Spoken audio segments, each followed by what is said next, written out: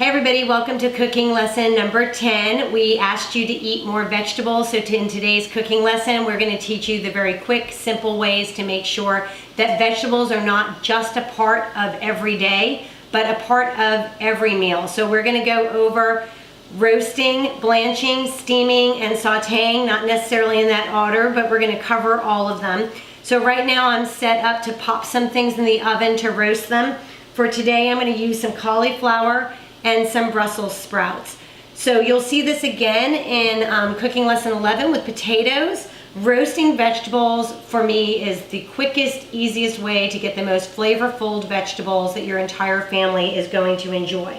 So again, you just take your vegetables, make sure that they are cut up in reasonably similar sizes just so they roast a bit evenly. With cauliflower, not as straightforward. I always use my parchment lined baking sheet as a way to keep my mess and cleanup to a minimum. So I make sure that I dress them in the olive oil, season them the way that I prefer, right on the sheet pan, so that I don't then have to clean up a bowl. With your olive oil, this is a very small amount just for the cooking lesson purposes, but typically you're going to use about 2 tablespoons of olive oil, which you are welcome to measure out, or you can just go ahead and eyeball it. But the key is to make sure that things are evenly coated without being just sopping in the olive oil. So you just want to drizzle a little. Now remember, cauliflower will soak olive oil up. Brussels sprouts, not so much. So we'll adjust. So once we get that on there, I'm actually going to season both with pepper and salt, but with the cauliflower, just because I know that it is a really wonderful taste combination, I'm going to add a little fresh thyme as well. When you're roasting vegetables, please season with reckless abandon. If you love certain herbs or certain spices, then don't hesitate, just go ahead and add those. So we have a little salt and a little pepper. I'll make sure that I just kind of toss my Brussels sprouts. Again, doing this, your hands are your best tool. Cut side down on those Brussels sprouts so you really get that nice caramelized surface area on the Brussels sprout while it's roasting. So the Brussels sprouts are done, they're all set up. The cauliflower, because as I said, cauliflower will tend to soak up olive oil. We might need to adjust when we take a look at it, but that's fine.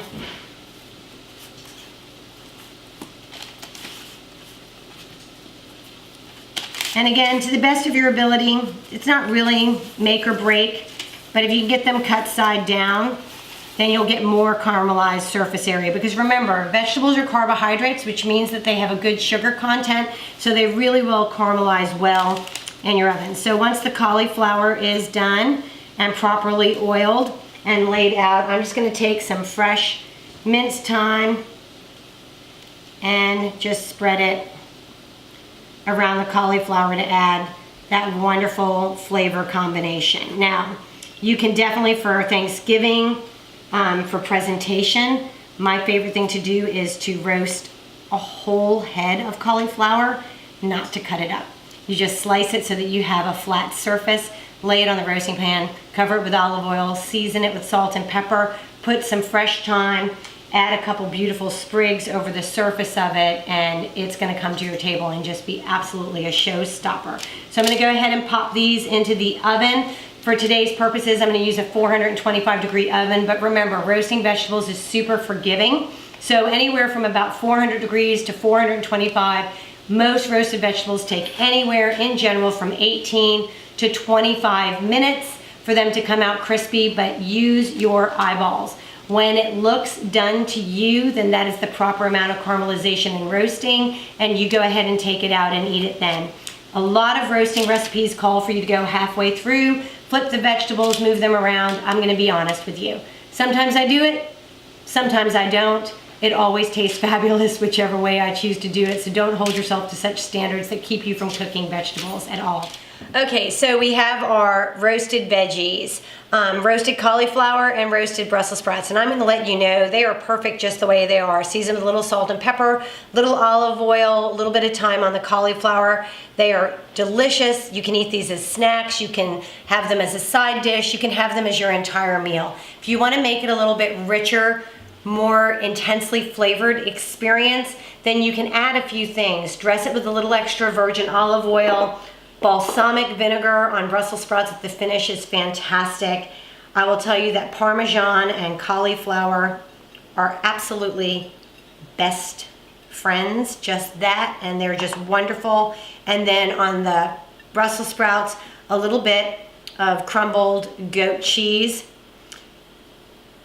And these are just an everyday vegetable that you can eat. Again, don't get trapped into that American concept of breakfast. Make sure roast an entire sheet tray of vegetables and then go ahead once they've cooled off completely, package and store them in your refrigerator, toss them into salads, make them your salad, toss them on top of eggs, eat them in a bowl cold as a snack. They're just absolutely wonderful, and it's a great way to make sure that you are getting vegetables in every meal, not just once a day. We tend to think of vegetables in two ways: a side item for dinner or a salad for lunch. And I would tell you that right now, any of that tossed on scrambled eggs in the morning would be perfect. In a bowl as a snack, perfect. So go ahead and enjoy your roasted vegetables. So we're continuing with our cooking lesson 10, everything vegetables, to make sure that you're eating more of them, and we're moving on to blanching. So blanching is something that's kind of fallen by the wayside. Typically, blanching is a pre-prep method to make vegetables ready for casserole, freezing, stir fry, especially if you're gonna make French fried potatoes. Blanching it first really helps to get that crispy texture. But blanching also can help your kids eat vegetables. It's the quickest way to preserve nutrient value, to intensify the color, but also to sort of mellow out the bitterness that some vegetables that your kids might be hesitant to eat. So blanching is super easy. Today we're gonna blanch broccoli and some just mixed various color carrots. Blanching, overall, almost all vegetables take 2 to 4 minutes to blanch. So we're gonna move over to the stovetop and kind of walk you through the process of how to blanch. But just remember, what you're going to need to blanch is a large pot of vigorously boiling water. Put it up when you're starting to prep and clean your vegetables. Get it covered so it's at a boil and ready for you to use. You're going to need an ice bath. That is critical. Don't skip it. You want to shock those vegetables when they come out to bring the temperature way down so they stop cooking and they are crisp and tender all at the same time. And then a paper towel lined platter or dish to make sure that they can dry, because typically you're going to have to blanch in batches. The last thing you're going to need is a tool to remove your vegetables from the hot liquid, to submerge it into the ice bath. That might change with the different vegetables. Asparagus, you're going to need tongs. For things like broccoli and carrots, you want a nice wide kind of wire mesh ladle to make sure that you can scoop the majority of them out. So obviously we have a large pot of vigorously boiling water. You can see the steam coming up from the sides of the pot. I have my ice bath prepped and ready to go right at the side. I have my paper towel lined platter to make sure that I dry my vegetables. And for today, I'm going to use my favorite Chinese wok wire spatula to really be able to grab as many vegetables as possible and move them from surface to surface. So I'm going to take this off very carefully because that steam is coming up. And then I'm just going to drop some of the broccoli in there. Now, you can blanch different vegetables at the same time, but they will transfer color, and since it's such a quick, short process, I tend to have all my vegetables prepped and I blanch them one at a time. For today, I'm blanching these vegetables. The broccoli is going to go into a wonderful salad, and this way it's tender and crisp and not just that kind of raw flavor. And for the carrots, I'm going to blanch them today to freeze them to make sure that I have fresh carrots throughout the year. So the broccoli is in the water. It's blanching away, typically about 2 to 4 minutes. You can always fish a piece out, stick it in the ice bath, and test it for doneness.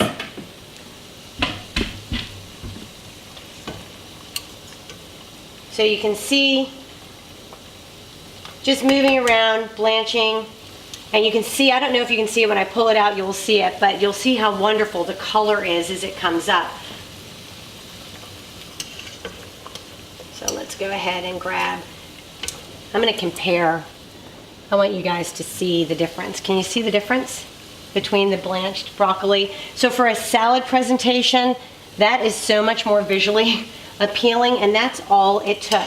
So I'm going to fish these babies out. They're just shock them in that ice bath so that they don't continue to cook and then get overdone where they're no longer tender and crisp, because that's what we're looking for.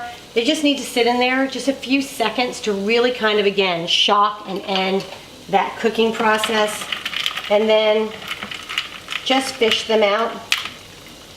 And as I do the carrots or my next batch of broccoli, I just let these sort of dry on the paper towel.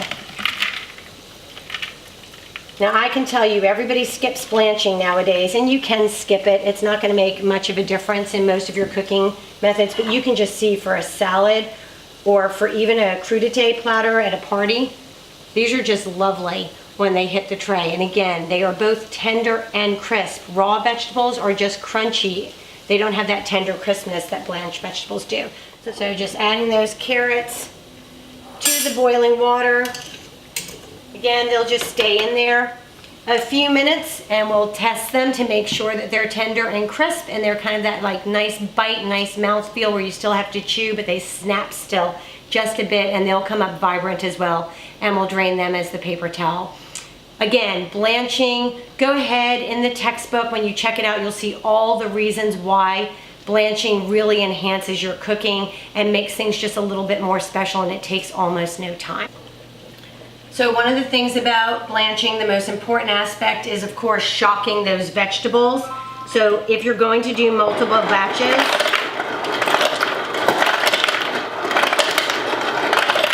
make sure you take the time and refresh that ice bath, because the heat from the vegetable will melt your ice and then it won't do an effective job of shocking your veggies. So the carrots, I just tested one.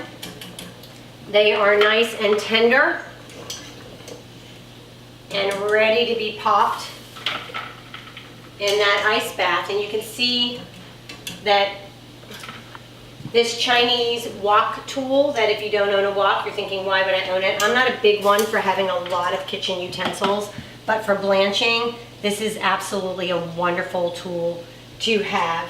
So just move those around in the ice bath, and then again, same as the broccoli, just pop them on the paper towel to dry off. There we go. So blanching, I hope you guys can see how much more vibrant they are. When we were off camera, I made Alex come over on this side and taste some of the broccoli, and she will attest that a simple blanching process just really enhances the enjoyment of very straightforward vegetables. No seasoning, no flavors, no added fat, just the wonderful nutrient density of this vegetable, because it was just barely cooked, so we didn't lose any of those phytonutrients during the cooking process. So we're continuing on with all the different ways to prep vegetables. We're going to finish up with steaming, and I know in your textbook we talk about sauteing vegetables, and go ahead, read through those instructions and begin sauteing vegetables. We just have an entire cooking lesson in quarter 2 dedicated to the art of sauteing, because it's so vitally important to cooking and enjoying cooking and turning out dishes that just wow everybody when you bring them to the table. So we'll talk about sauteing in detail in cooking lesson number 15 in quarter 2. But go ahead, if you want to start sauteing vegetables, go ahead and read that segment in today's lesson in your textbook. So we're going to finish up with steaming vegetables. So I think that steaming vegetables became really popular, I'm going to say in the late 80s, early 90s. Everybody was ordering grilled chicken breast and steamed broccoli. It sort of was a joke in the industry that if you were on a diet, that's what you lived on. But steaming is a wonderful process to, like blanching, quickly cook your vegetables, make them tender and enjoyable to eat, where you can toss them into salads or eat them warm as a side dish, while preserving all that nutrient density, because they're not boiled, they're not overcooked, where all the nutrients leach out into the cooking water. So basically the difference is that steaming takes a little bit longer, but you preserve a little bit more nutrient density because it's not submerged in water. So rather than 2 to 4 minutes with blanching, steaming is typically a 5 to all the way to a 15-minute process depending on the density of the vegetables. The vegetables that hold up best to steaming are your cruciferous vegetables. So I'm using broccoli here today.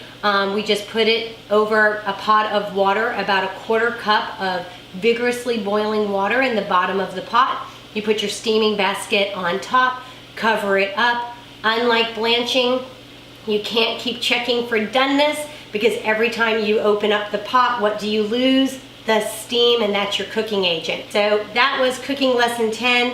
Everything vegetables. I know Alex says it all the time, eat your veggies. Probably didn't say that as cool as she did, but that's as best as I can do it. But make sure, again, we cannot stress to you enough. Don't just strive to eat vegetables once a day. Strive to have vegetables in every single meal so that you can get those 7 to 11 servings a day. A well-nourished body is going to start working for you and keep away all those cravings and overeating that you struggle with. Thanks a lot. See you next week for potatoes.